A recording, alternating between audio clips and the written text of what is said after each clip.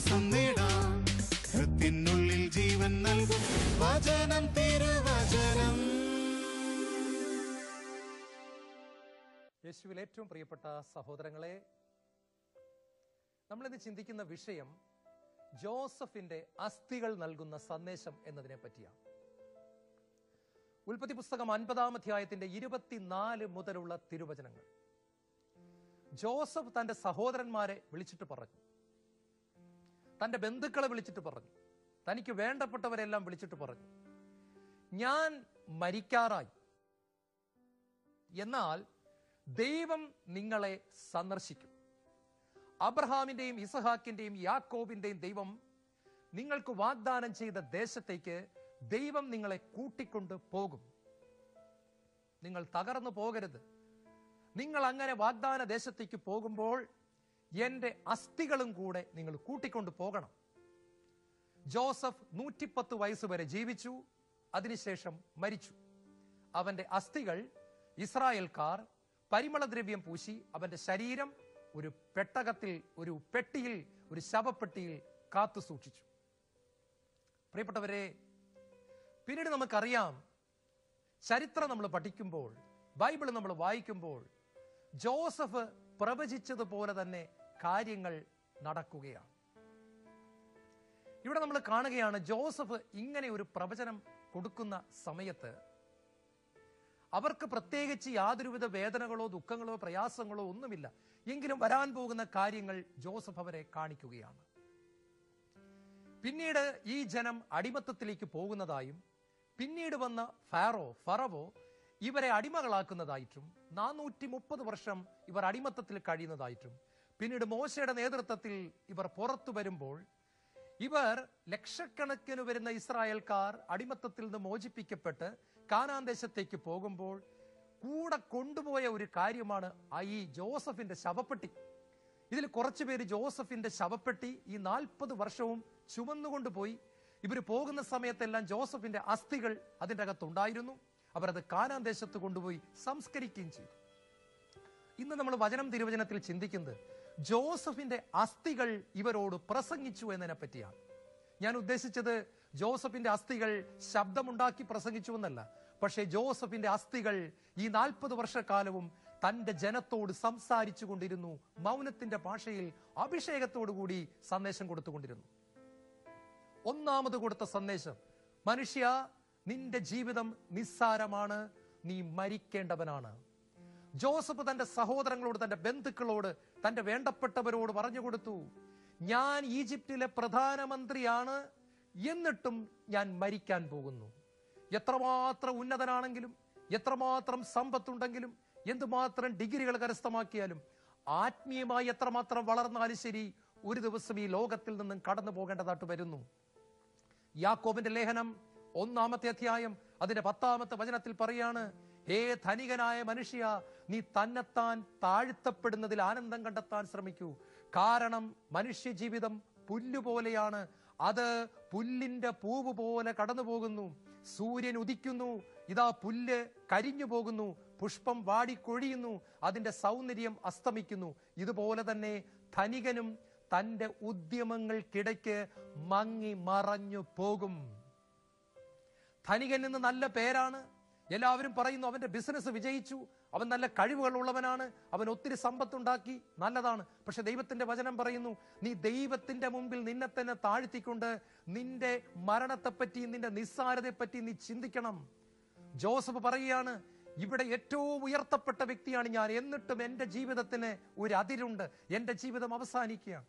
Joseph പറയുകയാണ്, ഞാൻ സ്വർഗീയ ദർശനങ്ങൾ കണ്ട വ്യക്തിയാണ്, ആത്മീയമായിട്ട് ഒത്തിരി വളർന്ന വ്യക്തിയാണ്, അഭിഷേകമുള്ള വ്യക്തിയാണ്, സ്വപ്നങ്ങൾ കണ്ട വ്യക്തിയാണ്, സ്വപ്നം പരിശുദ്ധാത്മ നിറവിൽ വ്യാഖ്യാനിക്കാൻ കൃപകെട്ട വ്യക്തിയാണ്, എന്നിട്ടും മക്കളെ ഞാൻ കടന്നു പോകുന്നു.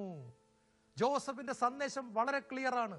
ആത്മീയമായി ആയാലും ഭൗതികമായി ആയാലും ബൗദ്ധികപരമായി ആയാലും എത്രമാത്രം ഉന്നതനാണെങ്കിലും ജീവിതം നിസ്സാരമാണ് എന്നൊരു സന്ദേശം പറയുകയാണ്. പ്രിയപ്പെട്ടവരെ, പ്രഭാഷകന്റെ പുസ്തകം 10-ാം അധ്യായം അതിന്റെ 9-ാമത്തെ വാക്യം ഇങ്ങനെ പറയുകയാണ്, പുഴുവും കീടവുമായ മനുഷ്യ, നിനക്ക് അഹങ്കരിക്കാൻ എന്തുണ്ട്? പുഴുവും കീടവുമായ മനുഷ്യ, നിനക്ക് അഹങ്കരിക്കാൻ എന്തുണ്ട് എന്നാണ് ചോദിച്ചിരിക്കുന്നത്. പ്രഭാഷകന്റെ പുസ്തകം 10-ാം അധ്യായത്തിന്റെ 10-ാമത്തെ വചനം പറയാണ്, ഇന്ന് രാജാവ്, നാളെ ജഡം. മരിച്ചു കഴിഞ്ഞാൽ പുഴുവിനും കൃമിക്കും ആഹാരം, വന്യമൃഗങ്ങൾക്കും ആഹാരം. ഇന്ന് വലിയ രാജാവാണ്, ഇന്ന് വലിയ പ്രധാനമന്ത്രിയാണ്, ഇന്ന് പ്രസിഡന്റാണ്, രാഷ്ട്രീയ നേതാവാണ്, ധ്യാനകേന്ദ്രം ഡയറക്ടറാണ്, വചന പ്രഘോഷകനാണ്, TV കൂടെ പ്രസംഗിക്കുന്നവനാണ്, ഒക്കെ ശരിയാണ്. പക്ഷേ ഒരു ദിവസം ഈ ഭൂമിയിൽ നിന്നും കടന്നു പോകേണ്ടതായിട്ട് വരും. അത് 90 വയസ്സിലായിരിക്കാം, 80 വയസ്സിലായിരിക്കാം, എപ്പോഴായിക്കോട്ടെ കടന്നു പോകേണ്ടതായിട്ടുണ്ട് എന്ന് ദൈവത്തിന്റെ വചനം വ്യക്തമായിട്ട് പഠിപ്പിക്കുന്നു. പ്രഭാഷകന്റെ പുസ്തകം 10-ാം അധ്യായത്തിന്റെ 27-ാമത്തെ വചനം പറയുന്നു, മകനെ, വിനയം കൊണ്ട് മഹത്വം ആർജിക്കുക, അഹങ്കാരം കൊണ്ട് മതി മറക്കരുത്. വിനയം കൊണ്ട് നീ മഹത്വം ആർജിക്കുക. ദൈവത്തിന്റെ വചനം വ്യക്തമായിട്ട് ജോസഫിലൂടെ ഓർമ്മിപ്പിച്ചു കൊടുക്കുകയാണ്. അമേരിക്കയിൽ കാലിഫോർണിയ എന്ന് പറയുന്ന ഒരു സംസ്ഥാനമുണ്ട്. അവിടുത്തെ ഒരു സിമിത്തേരിയിൽ ഒരു ശവക്കല്ലറയുടെ മുകളിൽ ഇങ്ങനെ എഴുതി വെച്ചിരിക്കുന്നു, ഹേ വഴിയാത്രക്കാരനായ മനുഷ്യ, ഞാനും ഒരു ദിവസം നിന്നെപ്പോലെ സുന്ദരനായിരുന്നു, ഞാനും ഒരു ദിവസം നിന്നെപ്പോലെ ആരോഗ്യവാനായിരുന്നു, ഞാനും ഒരു ദിവസം നിന്നെപ്പോലെ കഴിവുകളുള്ളവനായിരുന്നു. എന്നാൽ ഇന്ന് ഞാൻ ഈ രൂപത്തിലായി, നാളെ നീയും ഈ രൂപത്തിലാകും, എന്നെ പോലെയാകും. അതുകൊണ്ട് മരണത്തിന് വേണ്ടി ഒരുങ്ങിക്കൊള്ളുക, എന്നെ അനുഗമിക്കുക. ആ സിമിത്തേരിയുടെ ശവക്കല്ലറയുടെ മുകളിൽ എഴുതി വെച്ചിരുന്നു. എന്നാൽ കുറെ നാളുകൾ കഴിഞ്ഞപ്പോൾ വേറെ ആരോ അതിന്റെ താഴെ ഇപ്രകാരം കുറിച്ചു വെച്ചു, താങ്കളെ കണ്ണുമടച്ച് അനുഗമിക്കാൻ എനിക്ക് മനസ്സില്ല, കാരണം താങ്കൾ എങ്ങോട്ടാണ് പോയത് എന്ന് അറിഞ്ഞതിന് ശേഷം താങ്കളെ ഞാൻ അനുഗമിച്ചു കൊള്ളാം. പ്രിയപ്പെട്ടവരെ, എല്ലാവർക്കും സ്വർഗത്ത് പോകാൻ ഇഷ്ടമാണ്, എന്നാൽ അതിന്റെ ഒരുക്കം നടത്താൻ നമ്മൾ ആരും തയ്യാറാകുന്നില്ല. എല്ലാവർക്കും സ്വർഗത്ത് പോകാൻ ഇഷ്ടമാണ്, എന്നാൽ ഭൂമിയെ കെട്ടിപ്പിടിച്ചുകൊണ്ട് കിടക്കാൻ തന്നെയാണ് നമുക്കിഷ്ടം. ഒരിക്കൽ 3 ചെറുപ്പക്കാർ ഒരു കാർ ആക്സിഡന്റിൽ മരണമടഞ്ഞു. അവർ മരിച്ച് സ്വർഗത്ത് ചെന്നു. അപ്പൊ പത്രോസ്ലീഹ അവരെ സ്വീകരിച്ചുകൊണ്ട് ഒരു ചോദ്യം ചോദിച്ചു, മക്കളെ, നിങ്ങൾ 3 പേര് ഇവിടെ എത്തിച്ചേർന്നു, നിങ്ങളുടെ ശവമടക്കിന്ന് വൈകുന്നേരം 5 മണിക്ക് നടക്കാൻ പോവുകയാണ്. നിങ്ങളുടെ ശവത്തിന്റെ മുൻപിൽ വന്ന് ആളുകൾ എന്ത് പറയണമെന്നാണ് നിങ്ങൾ ആഗ്രഹിക്കുന്നത്? അപ്പോൾ ഒന്നാമത്തവൻ ഇപ്രകാരം പറഞ്ഞു, എന്റെ ശവത്തിന്റെ അടുത്ത് വന്ന് ആളുകൾ ഇങ്ങനെ പറയണം, ഇതുപോലെ മഹാനായ ഒരു ഡോക്ടറെ നമ്മുടെ നാട് കണ്ടിട്ടില്ല, എത്ര നല്ല പിതാവായിരുന്നു അദ്ദേഹം മക്കൾക്ക്, രോഗികളോട് കരുണയുള്ള ഡോക്ടറായിരുന്നു, അനുകമ്പാശീലനായിരുന്നു എന്നൊക്കെ ആളുകൾ പറയണമെന്നാണ് പത്രോസ് പിതാവെ ഞാൻ ആഗ്രഹിക്കുന്നത്. രണ്ടാമത്തവനോട് ചോദിച്ചു, നീ എന്താ കേൾക്കാൻ ആഗ്രഹിക്കുന്നത്? അവൻ പറഞ്ഞു, എന്റെ ശവത്തിന്റെ അടുത്ത് വന്ന് ആളുകൾ പറയണം, ഇതുപോലെ കുഞ്ഞുങ്ങളോട് ആത്മാർത്ഥത കാണിച്ച ഒരു ടീച്ചർ നമ്മുടെ ഈ ദേശത്തൊന്നല്ല ഇന്ത്യയിൽ തന്നെ ഉണ്ടോ എന്നറിയത്തില്ല, അത്രയ്ക്ക് നല്ലൊരു ടീച്ചറായിരുന്നു ഇത്, ദൈവിക ജ്ഞാനം നിറഞ്ഞ ടീച്ചർ, കുഞ്ഞുങ്ങളെ പഠിപ്പിക്കുക മാത്രമല്ല ദൈവിക മാർഗത്തിലൂടെ നയിച്ച ടീച്ചർ, തന്റെ പ്രിയപ്പെട്ട ഭാര്യയ്ക്ക് വളരെ സ്നേഹം നിറഞ്ഞ ഒരു ഭർത്താവായിരുന്നു ഈ ടീച്ചർ എന്ന് പറയണം. മൂന്നാമത്തവനോട് ചോദിച്ചു, നിന്നെപ്പറ്റി എന്ത് പറയണം? അവൻ പറഞ്ഞു, പിതാവേ, എന്റെ ശവത്തിന്റെ അടുത്ത് വന്നിട്ട് ആൾക്കാർ പറയണം, അതാ നോക്കിക്കേ അവന്റെ കൈയുടെ വിരലുകൾ അനങ്ങുന്നു, അതാ നോക്കിക്കേ അവന്റെ കാലിന്റെ വിരൽ അനങ്ങുന്നു. ഇത് കേൾക്കാനാണ് പിതാവേ ഞാൻ ആഗ്രഹിക്കുന്നത്. സ്വർഗത്ത് ചെന്നിട്ടും അവന്റെ ആഗ്രഹം അവന്റെ ഭൂമിയിലെ ശവത്തിന്റെ വിരലനങ്ങുന്നു, അവന് തിരിച്ചു പോകണം. പ്രിയപ്പെട്ടവരെ, സ്വർഗത്തെക്കുറിച്ച് ഒരുപാട് കാര്യങ്ങളൊക്കെ പറയുന്നുണ്ടെങ്കിലും മനസ്സ് പലപ്പോഴും ഭൗതിക കാര്യങ്ങളിൽ ഉടക്കിക്കിടക്കുന്നതിനാൽ ദൈവത്തിന്റെ തേജസാർന്ന മുഖം കാണാൻ നമ്മുടെ ഹൃദയങ്ങൾക്ക് സാധിക്കുന്നില്ല എന്നുള്ളതാണ് അപകടം. പൗലോസ്ലീഹ ഇതിനെപ്പറ്റി പറയുന്നുണ്ട്, ഈ ലോകത്തിന്റെ ദേവൻ അവിശ്വാസികളുടെ മനസ്സിനെ അന്ധമാക്കിയിരിക്കുന്നു. God of this world has blinded the eyes of the unbeliever. ഒരു അവിശ്വാസിയുടെ മനസ്സ് അന്ധമാക്കി വെച്ചിരിക്കുകയാണ്. അപ്പൊ ജോസഫ് ആദ്യം കൊടുത്ത മെസ്സേജ്, ജോസഫിന്റെ അസ്ഥികൾ കൊടുത്ത സന്ദേശം, മനുഷ്യന്റെ ജീവിതം ഭൂമിയെപ്പറ്റി മാത്രം ചിന്തിച്ച് തീർക്കാനുള്ളതല്ല, അവൻ നിത്യതയെപ്പറ്റി ചിന്തിക്കുന്നവനാകണം, അവൻ സ്വർഗത്തെപ്പറ്റി ചിന്തിക്കുന്നതാകണം. ഈ ഭൂമിയിലെ ജീവിതം നിസ്സാരമാണ് എന്ന് അവന് തിരിച്ചറിവ് ഉണ്ടാകണം. രണ്ടാമതായി ജോസഫിന്റെ അസ്ഥികൾ പ്രവചിച്ചത് ഇതാണ്, ദൈവം നിങ്ങളെ സന്ദർശിക്കും മക്കളെ. പ്രത്യാശയുടെ ഒരു മെസ്സേജ് കൊടുക്കുകയാണ്, ദൈവം നിങ്ങളെ സന്ദർശിക്കുക തന്നെ ചെയ്യും. യേശുവിൽ ഏറ്റവും പ്രിയപ്പെട്ട എന്റെ സഹോദരങ്ങളെ, ജോസഫ് ഇത് പറയുമ്പോൾ വേദനയോ തകർച്ചയോ അനുഭവിക്കാത്ത സുഖസമൃദ്ധിയിലായിരുന്നു ഇസ്രായേൽ ജനം. ഇവർ അടിമത്തത്തിലാകാൻ പോകുന്ന കാര്യത്തെപ്പറ്റി ജോസഫ് ഒന്നും തന്നെ പറയുന്നില്ല.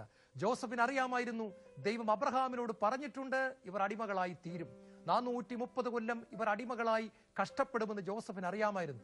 അങ്ങനെ കഷ്ടപ്പെടുന്ന സമയത്ത് അവരുടെ പ്രത്യാശ നഷ്ടപ്പെട്ടു പോകരുത് എന്നും ദൈവം അവരെ സന്ദർശിക്കുമെന്നുമുള്ള ഒരു ഉറപ്പ് ജോസഫിന്റെ അസ്ഥികൾ കൊടുക്കുകയാണ്. നിങ്ങൾ പ്രത്യാശയുള്ളവരായിരിക്കുമെന്നുള്ള ഒരു സന്ദേശം ജോസഫിന്റെ അസ്ഥികൾ കൊടുക്കുകയാണ്. ഞാനിത് വായിച്ചപ്പോൾ ഓർത്തുപോയി, ഈ ജോസഫിന്റെ അസ്ഥികളെയും ചുമന്നുകൊണ്ട് ഈ പാവപ്പെട്ട മനുഷ്യർ മരുഭൂമിയിലൂടെ 40 കൊല്ലമാണ് നടന്നത്. ഈ നടന്ന സമയത്ത് പലപ്പോഴും ഇവർക്ക് വെള്ളം കിട്ടിയില്ല, ആഹാരം കിട്ടിയില്ല, ശത്രുക്കൾ ഇവരെ പല ഭാഗത്തു നിന്നും ആക്രമിച്ചു. ഈ സമയത്തെല്ലാം ജോസഫ് കൊടുത്ത ഒരു മെസ്സേജ് ഇവരുടെ മനസ്സിൽ ഓർമ്മ വരികയാണ്. ജോസഫിന്റെ അസ്ഥികൾ കാണുമ്പോഴൊക്കെ ഓർമ്മ വരികയാണ്. ജോസഫ് മരിക്കുന്നതിന് തൊട്ട് മുമ്പ് പറഞ്ഞ ഒരു സന്ദേശമുണ്ട്: ദൈവം നിങ്ങളെ സന്ദർശിക്കും, ദൈവം നിങ്ങളെ സന്ദർശിക്കും, ദൈവം നിങ്ങളെ സന്ദർശിക്കും. ദൈവം അവരെ സന്ദർശിക്കുക തന്നെ ചെയ്തു. പ്രിയപ്പെട്ടവരെ, അടിമത്തത്തിൽ കഴിയുന്ന സമയത്തും ഇവർ ചിന്തിച്ചു കാണും, അയ്യോ ഞങ്ങൾ ഇഷ്ടികൾ ഉണ്ടാക്കുന്നു, ഞങ്ങൾ അടിമപ്പണി ചെയ്യുന്നു, ഞങ്ങൾക്ക് യാതൊരു ശമ്പളവും കിട്ടുന്നില്ല, ഈ ഫറവോ ഞങ്ങളെ കഷ്ടപ്പെടുത്തുന്നു. ആ സമയത്തും ജോസഫിന്റെ അസ്ഥികൾ സൂക്ഷിച്ചു വെച്ചിരുന്നവർ അത് കാണുമ്പോഴൊക്കെ അവർ ഓർത്തു, ദൈവം ഞങ്ങളെ സന്ദർശിക്കും. ഒടുവിൽ 430 വർഷം അവസാനിക്കുമ്പോൾ ഹോറേബിന്റെ മുൾപ്പടർപ്പിൽ, കത്തുന്ന മുൾപ്പടർപ്പിന്റെ മധ്യത്തിൽ യഹോവയായ ദൈവം ഇറങ്ങി വന്നുകൊണ്ട് മോശയോട് പറഞ്ഞു. അപ്പോസ്തല പ്രവർത്തനം 7-ാമത്തെ അധ്യായത്തിൽ നമ്മളത് വായിക്കുന്നുണ്ട്. എന്റെ ജനം അനുഭവിക്കുന്ന കഷ്ടപ്പാടുകൾ ഞാൻ കണ്ടു, അവരുടെ ദയനീയമായ നിലവിളി ഞാൻ കേട്ടിരിക്കുന്നു, അവരുടെ ദീനരോദനം എന്റെ കാതുകളിൽ എത്തിയിരിക്കുന്നു, അവരെ മോചിപ്പിക്കാൻ ഞാൻ ഇറങ്ങി വന്നിരിക്കുന്നു. എന്റെ ജനത്തിന്റെ കഷ്ടപ്പാട് ഞാൻ കണ്ടു. കാണാൻ കണ്ണുള്ള ഒരു ദൈവം, എന്റെ ജനത്തിന്റെ നിലവിളി ഞാൻ കേട്ടിരിക്കുന്നു, കേൾക്കാൻ ചെവിയുള്ള ഒരു ദൈവം, അവരെ മോചിപ്പിക്കാൻ ഞാൻ ഇറങ്ങി വന്നിരിക്കുന്നു. നടക്കാൻ കാലുകളുള്ള ഒരു ദൈവം, പ്രവർത്തിക്കാൻ ഞാൻ ഇറങ്ങി വന്നിരിക്കുന്നു. കൈകളുള്ള ഒരു ദൈവം, രക്ഷിക്കാനാവാത്ത വണ്ണം എന്റെ കൈകൾ കുറുകിപ്പോയോ, കേൾക്കാനാവാത്ത വണ്ണം എന്റെ കാതുകൾക്കും മാന്യം സംഭവിച്ചോ എന്ന് യേശയ്യായിലൂടെ അവിടെ നിന്ന് ചോദിക്കുന്നില്ലേ പ്രിയപ്പെട്ടവരെ? ജോസഫ് പറഞ്ഞു കൊടുത്തതുപോലെ തന്നെ സംഭവിച്ചു. ദൈവം അവരെ സന്ദർശിക്കുക തന്നെ ചെയ്തു. 34-ാം സങ്കീർത്തനം അതിന്റെ 19-ാമത്തെ തിരുവചനം പറയുന്നുണ്ട്, നീതിമാന്റെ അനർത്ഥങ്ങൾ അസംഖ്യമാണ്, എങ്കിലും കർത്താവ് അവയിൽ നിന്നെല്ലാം അവനെ മോചിപ്പിക്കുന്നു. ചിലപ്പോഴെങ്കിലും തോന്നിയിട്ടില്ലേ, ദൈവമേ, പ്രാർത്ഥനാനുഭവത്തിൽ വരുന്നതിന് മുമ്പ് ഇത്രയും സഹനങ്ങളില്ലായിരുന്നു, ഇത്രയും കഷ്ടപ്പാടില്ലായിരുന്നു, ഇതെന്താണിത്? ഒന്നിനു പുറകെ ഒന്നായിട്ട് വരുന്നു. ധ്യാനം കൂടണ്ടായിരുന്നു, വചനം കേൾക്കണ്ടായിരുന്നു, എന്നും പള്ളി പോകണ്ടായിരുന്നു, പ്രാർത്ഥനയിൽ കൂടുതൽ അടുക്കണ്ടായിരുന്നു. നോ നോ നോ, അങ്ങനെ പറയരുത്. 34-ാം സങ്കീർത്തനത്തിന്റെ 19 പറയുകയാണ്, നീതിമാന്റെ അനർത്ഥങ്ങൾ അസംഖ്യമാണ്, ഒരുപാടാണ്, എങ്കിലും കർത്താവ് അവനെ അവയിൽ നിന്നെല്ലാം മോചിപ്പിക്കുന്നു. 2 കൊരിന്ത്യർ 1:20 പറയുകയാണ്, ദൈവത്തിന്റെ സകല വാഗ്ദാനങ്ങളും യേശു ക്രിസ്തുവിൽ അതേ എന്ന് തന്നെ. ദൈവത്തിന്റെ സകല വാഗ്ദാനങ്ങളും, ബൈബിളിൽ എന്തെല്ലാം വാഗ്ദാനങ്ങൾ ദൈവം തന്നിട്ടുണ്ടോ അതെല്ലാം യേശു ക്രിസ്തുവിൽ അതേ എന്ന് തന്നെ, ആമേൻ എന്ന് തന്നെ. യേശുവിന്റെ നാമത്തിൽ നമ്മൾ കടന്നു വന്ന് പ്രാർത്ഥിക്കുമ്പോൾ അതെല്ലാം ആമേൻ, അതേ എന്ന് തന്നെയാണ്. എന്നെ കേട്ടുകൊണ്ടിരിക്കുന്ന പ്രിയപ്പെട്ട ദൈവമക്കളെ, ഒരുപാട് സഹനങ്ങളിലൂടെ കടന്നു പോകുമ്പോൾ ദൈവം നിങ്ങളെ സന്ദർശിക്കും എന്നുള്ള ഒരു മെസ്സേജ് ഓർക്കുക. ദൈവം നിങ്ങളെ അനുഗ്രഹിക്കുമെന്നുള്ള ഒരു മെസ്സേജ് ഓർക്കുക. ഞാൻ ഈ അടുത്ത ദിവസം തൻ്റെ 5 വയസ്സിൽ അമ്മ മരിച്ചുപോയ ഒരു മനുഷ്യനെ പരിചയപ്പെടുകയുണ്ടായി. 5 വയസ്സെന്ന് പറഞ്ഞാൽ 1-ാം ക്ലാസ്സിൽ പഠിക്കുമ്പോൾ അമ്മ മരിച്ചുപോയ ഒരു മനുഷ്യനാണ്. ഒരുപാട് വേദനയിലൂടെ കടന്നുപോയ ഒരു മനുഷ്യനാണ്. പക്ഷേ ദൈവം അദ്ദേഹത്തെ സന്ദർശിക്കുക തന്നെ ചെയ്തു. അദ്ദേഹം സൗദി അറേബ്യയിൽ നല്ല ഒരു ജോലി ചെയ്യുന്നു, അവിടെ കർത്താവിന് വേണ്ടി ജീവിക്കുന്നു, പ്രിയപ്പെട്ട മകനായിട്ട് ജീവിക്കുന്നു, നല്ല സ്നേഹമുള്ള പ്രാർത്ഥിക്കുന്ന ഒരു ഭാര്യയെ നൽകി ദൈവം അനുഗ്രഹിച്ചിരിക്കുന്നു. അമ്മയിൽ നിന്ന് കിട്ടാത്ത സ്നേഹം മുഴുവൻ ഭാര്യയിലൂടെ നൽകിക്കൊണ്ട്, പരിശുദ്ധാത്മാവിലൂടെ നൽകിക്കൊണ്ട് ദൈവം ആ മനുഷ്യന്റെ ജീവിതത്തെ സന്ദർശിക്കുകയാണ്. ആ മനുഷ്യനെ കണ്ടപ്പോൾ ഞാൻ ഓർത്തു, ഒരുപാട് നാളുകൾ വേദനയിലൂടെ കടന്നുപോയ മനുഷ്യൻ, കരഞ്ഞ് കരഞ്ഞ് തലയിണ കുതിർത്ത ഒരു മനുഷ്യൻ, ചങ്കത്തടിച്ച് കരഞ്ഞ മനുഷ്യൻ, ദൈവം കൈവിട്ടോ എന്നോർത്ത് തകർന്ന മനുഷ്യൻ. പക്ഷെ ആ മനുഷ്യന്റെ ജീവിതത്തിൽ പരിശുദ്ധാത്മാവ് പ്രത്യാശ കൊടുത്തു. 5 വയസ്സുള്ള കൊച്ചു മകനെ ദൈവം തന്റെ കരങ്ങളിലെടുത്തു. ദൈവം ആ മകനെ സന്ദർശിക്കുക തന്നെ ചെയ്തു. ഇന്ന് ആ മകൻ ദൈവത്തിന്റെ കരുണയും കരുതലും വ്യക്തമായിട്ട് അനുഭവിക്കുകയാണ്. ജോസഫ് അവർക്ക് വ്യക്തമായ ഒരു സന്ദേശം കൊടുത്തു, നിങ്ങൾ ഒരിക്കലും നഷ്ടപ്പെട്ടു പോകരുത്, ദൈവം നിങ്ങളെ സന്ദർശിക്കുക തന്നെ ചെയ്യും. 3-ാമതായിട്ട് ജോസഫ് പറഞ്ഞതാണ്, അബ്രഹാമിനും ഇസഹാക്കിനും യാക്കോബിനും ദൈവം വാഗ്ദാനം ചെയ്ത കാനാൻ ദേശത്ത് ദൈവം നിങ്ങളെ എത്തിക്കും എന്നുള്ള ഒരു സന്ദേശം കൊടുത്തു. എന്ന് പറഞ്ഞാൽ ദൈവം തുടങ്ങുക മാത്രമല്ല, ദൈവം അവസാനിപ്പിക്കുന്നവനുമാണ്. വെളിപാട് പുസ്തകത്തിൽ കർത്താവായ യേശു യോഹന്നാനോട് പറയുന്നുണ്ട്, I am the alpha and the omega, ഞാൻ ആദിയും അന്ത്യവുമാണ്, ഞാൻ തുടക്കവും ഒടുക്കവുമാണ്. എന്ന് പറഞ്ഞാൽ ഞാൻ തുടങ്ങി വെച്ചിട്ട് പകുതിക്ക് വെച്ച് ഇട്ടിട്ട് പോകുന്ന ദൈവമല്ല, ഞാനത് പൂർത്തിയാക്കുന്ന ദൈവമാണ്, ഞാൻ അവസാനിപ്പിക്കുന്ന ദൈവമാണ്. നിന്നെ പേര് ചൊല്ലി വിളിച്ചിട്ട് വഴിയിൽ ഇട്ടിട്ട് പോകുന്ന ദൈവമല്ല, നിന്നെ ലക്ഷ്യസ്ഥാനത്തെത്തിക്കുന്ന ദൈവമാണ്. നിന്നെ കെട്ടിപ്പിടിച്ച് സ്നേഹം തന്നതിന് ശേഷം പിന്നീട് തുപ്പിക്കളയുന്ന ദൈവമല്ല, നിന്നെ മാറോട് ചേർത്ത് പക്വതയിലേക്ക് വളർത്തി ദൈവിക വാഗ്ദാനത്തിന്റെ പൂർണ്ണതയിലേക്ക് കൊണ്ടുവരുന്ന ദൈവമാണ് ഞാൻ. I am the alpha and the omega, ഞാൻ ആദിയും അന്ത്യവുമാണ്. ഹല്ലേലൂയ. ഞാൻ ആദിയും അന്ത്യവുമാണ്, ഞാൻ തുടക്കവും ഒടുക്കവുമാണ്. ജോസഫ് പറഞ്ഞു കൊടുത്തു, മക്കളെ, അബ്രഹാമിനും ഇസ്ഹാക്കിനും യാക്കോബിനും ദൈവം കൊടുക്കുമെന്ന് പറഞ്ഞ വാഗ്ദാന ദേശത്ത് ദൈവം നിങ്ങളെ എത്തിക്കും. 40 വർഷം മരുഭൂമിയിലൂടെ ചുറ്റിക്കറങ്ങുമ്പോൾ പലപ്പോഴും പലർക്കും തോന്നി തിരിച്ച് ഈജിപ്തിലേക്ക് പോയാലോ, അവിടുത്തെ ഉള്ളി തിന്നാലോ, അവിടുത്തെ സവോള തിന്നാലോ, അവിടുത്തെ അടി കൊണ്ടാലും സാരമില്ല, ചെവേ നേരം അല്പം ഭക്ഷണം കഴിക്കാമായിരുന്നു. ദൈവമേ, മരുഭൂമിയിൽ കിടന്ന് ഞാനും എൻ്റെ കുടുംബവും മക്കളും വട്ടം കറങ്ങുകയാണല്ലോ, എപ്പോഴെങ്കിലും ലക്ഷ്യസ്ഥാനത്തെത്തുമോ? ആ സമയത്തെല്ലാം ജോസഫിന്റെ അസ്ഥികൾ ചുമലിൽ വെച്ചുകൊണ്ട് 4 ചെറുപ്പക്കാർ നടന്നു പോകുന്നത് അവർ കണ്ടു. 20 ലക്ഷം വരുന്ന ഇസ്രായേൽ ജനത്തിന്റെ കൂട്ടത്തിൽ 4 ചെറുപ്പക്കാർ തങ്ങളുടെ വല്യപ്പച്ചനായ ജോസഫിന്റെ അസ്ഥികൾ ശവപ്പെട്ടിയിലാക്കി ചുമന്നുകൊണ്ടുപോകുന്ന കാഴ്ച കാണുമ്പോൾ അസ്ഥികൾ അവരോട് പ്രസംഗിച്ചു. Those bones were preaching to them. ആ അസ്ഥികൾ അവരോട് സംസാരിച്ചു, മക്കളെ, ദൈവം നിങ്ങളെ ലക്ഷ്യസ്ഥാനത്തെത്തിക്കും. ആ അസ്ഥികൾ കണ്ടപ്പോൾ അവർ പിറുപിറുപ്പ് നിർത്തി, അവർ അതെല്ലാം അവസാനിപ്പിച്ചു. അവർ ഒടുവിൽ ഈ വിശ്വാസത്തോടെ കടന്നു പോയവർ ലക്ഷ്യസ്ഥാനത്ത് എത്തിച്ചേരുക തന്നെ ചെയ്തു. പ്രിയപ്പെട്ടവരെ, നമ്മുടെയൊക്കെ ജീവിതത്തിൽ ഇതുപോലെ നമുക്കൊന്ന് പറഞ്ഞു തരാൻ ആരെങ്കിലും ഉണ്ടായിരുന്നെങ്കിൽ എന്ന് ഞാൻ പലപ്പോഴും ഓർത്തു പോയിട്ടുണ്ട്. നമ്മളെ ലക്ഷ്യസ്ഥാനത്ത് എത്തിക്കുവാൻ ദൈവം മതിയായവനാണ് എന്നൊന്ന് പറഞ്ഞു തരാൻ ആരെങ്കിലും ഉണ്ടായിരുന്നെങ്കിൽ എന്ന് ഞാൻ ഓർത്തു പോവുകയാണ്. ചില നല്ല അധ്യാപകരെ കണ്ടിട്ടുണ്ട്. അവർ കുഞ്ഞുങ്ങൾക്ക് പറഞ്ഞു കൊടുക്കും, മക്കളെ, ദൈവത്തിൽ വിശ്വസിച്ചുകൊണ്ട് പഠിക്കുക, ദൈവം നിങ്ങളെ ലക്ഷ്യസ്ഥാനത്ത് എത്തിക്കുവാൻ മതിയായവനാണ് എന്ന്. ജോസഫ് പറഞ്ഞു കൊടുത്തത് എത്രയോ വ്യക്തികൾക്ക് പ്രത്യാശ കൊടുത്തു. ഈവൻ മോശയ്ക്ക് പോലും അത് എത്രയോ വലിയ പ്രത്യാശ പകർന്നു കൊടുത്തു. ദൈവം നമ്മളെ ലക്ഷ്യസ്ഥാനത്ത് എത്തിക്കുവാൻ മതിയായവനാണ് എന്നുള്ള സന്ദേശം. 4-മതായിട്ട് ജോസഫിന്റെ അസ്ഥികൾ അവരോട് പറഞ്ഞു കൊടുത്തു, ദൈവം നിങ്ങളെ ലക്ഷ്യസ്ഥാനത്ത് എത്തിക്കുമെങ്കിലും നിങ്ങൾ അത് എത്തിപ്പിടിക്കണം, നിങ്ങൾ അത് നടന്ന് കയറണം. ഇതാണ് നമ്മൾ മനസ്സിലാക്കേണ്ട വലിയ ഒരു ഉത്തരവാദിത്തം. 8000-ലധികം വാഗ്ദാനങ്ങൾ ബൈബിളിൽ ഉൽപ്പത്തി മുതൽ വെളിപാട് വരെ ഉണ്ടെങ്കിലും അതൊന്നും ആകാശത്ത് നിന്ന് മഴ പെയ്ത് ഈ ഭൂമിയെ നനയ്ക്കുന്ന പോലെ ചുമ്മാ കൈനീട്ടിയിരിക്കുന്നവരുടെ മുൻപിലേക്ക് ഇതൊന്നും വന്ന് വീഴത്തില്ല എന്നാണ് ദൈവത്തിന്റെ വചനം പഠിപ്പിക്കുന്നത്. ജോസഫ് മരിക്കുന്നതിന് മുമ്പ് അവരോട് പറഞ്ഞു കൊടുത്തു, മക്കളെ, ദൈവം ഇതെല്ലാം വാഗ്ദാനം ചെയ്തിട്ടുണ്ടെങ്കിലും നിങ്ങൾ അത് യുദ്ധം ചെയ്ത് നിങ്ങൾ പോരാടി അത് നേടിയെടുക്കണം. നിങ്ങൾക്കല്പം പ്രയാസമുണ്ടാകും, പക്ഷേ നിങ്ങൾ പിന്മാറിക്കളയരുത്. നിങ്ങൾ യുദ്ധം ചെയ്ത് നടന്നു കയറി കാനാൻ ദേശം പിടിച്ചെടുക്കണം. അവരുടെ യാത്രയിൽ ഉടനീളം അവർക്ക് ശത്രുക്കളെ നേരിടേണ്ടതായിട്ട് വന്നു. കനാന്യർ, ഫിലിസ്ത്യർ, ജബൂസ്യർ, ഹിത്യർ തുടങ്ങി എത്രയോ ഗ്രൂപ്പുകാരുമായിട്ട് ഇവർക്ക് യുദ്ധം ചെയ്യേണ്ടതായിട്ട് വന്നു. അനേകർ മരിച്ചു വീണു, ഒരുപാട് നഷ്ടങ്ങൾ ഉണ്ടായി. എങ്കിലും ജോസഫിന്റെ അസ്ഥികൾ കാണുമ്പോഴൊക്കെ അവർ ഓർത്തു, തോറ്റുകൊടുക്കരുത്, തോറ്റുകൊടുക്കരുത്, തോറ്റുകൊടുക്കരുത്. നെപ്പോളിയൻ ചക്രവർത്തിയെ പറ്റി ഞാനൊരിക്കൽ വായിച്ചു തോർക്കുന്നു. നെപ്പോളിയൻ യുദ്ധത്തിന് പോകുമ്പോൾ അദ്ദേഹം തന്റെ പട്ടാളക്കാരുമായിട്ട് മുന്നോട്ട് പോകുമ്പോൾ ഒരു പാലം കടന്നു കഴിയുന്നതും ആ പാലം അദ്ദേഹം തകർത്ത് കളയും. വലിയ പടക്കം എന്തെങ്കിലും പൊട്ടിച്ച്, ബോംബ് പോലുള്ള എന്തെങ്കിലും സാധനം വെച്ച്, സ്ഫോടക വസ്തു വെച്ച് ആ പാലം അദ്ദേഹം തകർത്ത് കളയും. പട്ടാളക്കാർ ചോദിക്കും, ക്യാപ്റ്റൻ, താങ്കൾ ആ പാലം തകർത്ത് കളഞ്ഞത് എന്തിന്?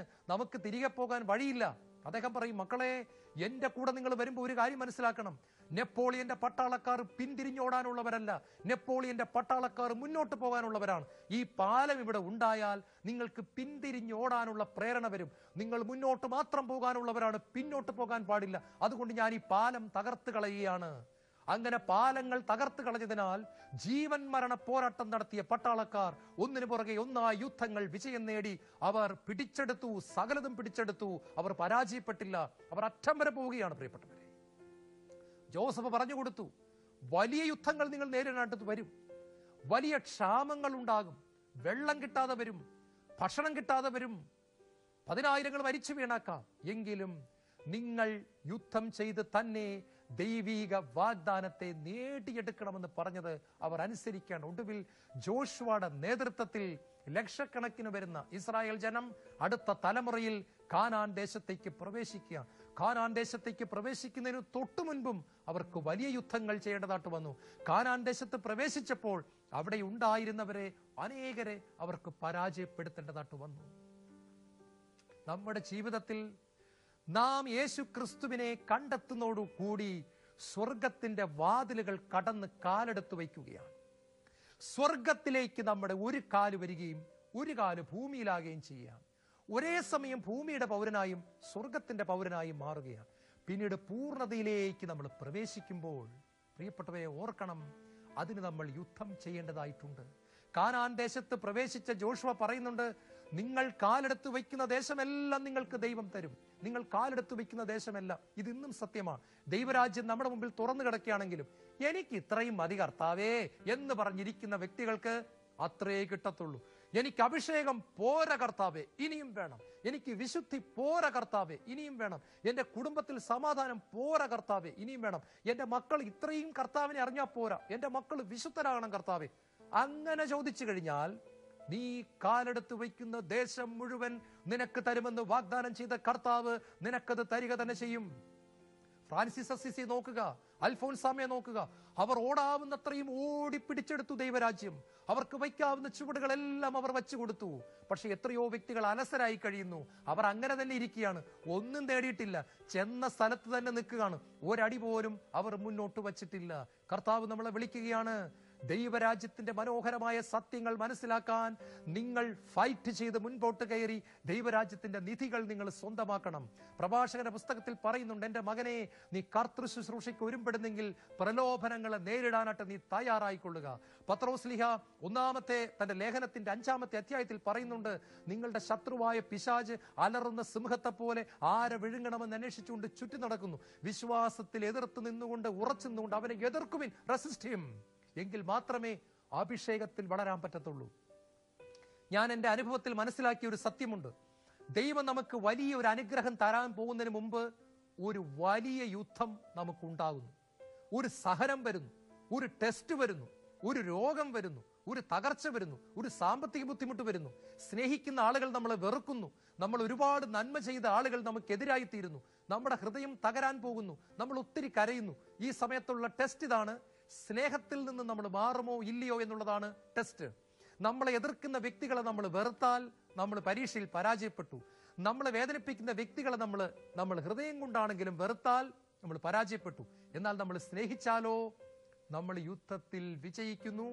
ദൈവം നമുക്ക് തരാൻ പോകുന്ന വലിയൊരു പ്രൊമോഷൻ, വലിയൊരു ബ്ലെസ്സിങ്, വലിയൊരു അനുഗ്രഹം നമ്മുടെ ജീവിതത്തിലേക്ക് കടന്നു വരുന്നു. നിങ്ങൾ നോക്കിക്കോ, നിങ്ങൾക്ക് വലിയൊരു അനുഗ്രഹം തരാൻ പോകുന്നതിന് മുമ്പ് നിങ്ങളെ ഒരു പ്രത്യേക അവസ്ഥയിലൂടെ ദൈവം കടത്തിവിടും. എന്നെ ദൈവം കടത്തി വിട്ടിട്ടുണ്ട്, ഇപ്പോഴും കടത്തി വിട്ടുകൊണ്ടിരിക്കുന്നു. എൻ്റെ ജീവിതത്തിൽ ഒരു പുതിയ അനോയിന്റിങ്, ഒരു പുതിയ അഭിഷേകം തരുന്നതിന് മുമ്പ് ദൈവം എന്നെ ഒരു സഹന തീച്ചൂളയിലൂടെ കടത്തിവിടുന്നു. എന്നിട്ട് നോക്കുന്നു, പെറുപിറുക്കുന്നുണ്ടോ, ചോദ്യം ചെയ്യുന്നുണ്ടോ, ദൈവത്തെ സ്നേഹിക്കാതിരിക്കുന്നുണ്ടോ. ഇതാണ് ദൈവം നോക്കുന്നത്. നമ്മൾ തോറ്റുപോയാൽ അനുഗ്രഹം വരുന്നത് താമസിക്കുന്നു. നമ്മൾ ജയിച്ചാലോ അത് എത്രയും പെട്ടെന്ന് കടന്നു വരുന്നു. അതുകൊണ്ട് ജോസഫ് അവരോട് പറഞ്ഞു കൊടുത്തു, ദൈവിക വാഗ്ദാനങ്ങളെ നിങ്ങൾ നടന്ന് കയറി സ്വന്തമാക്കണം. നിങ്ങൾ കാലുവയ്ക്കുന്ന ദേശമെല്ലാം നിങ്ങൾക്ക് തരാൻ സ്വർഗത്തിലെ പിതാവ് കാത്തിരിക്കുന്നു.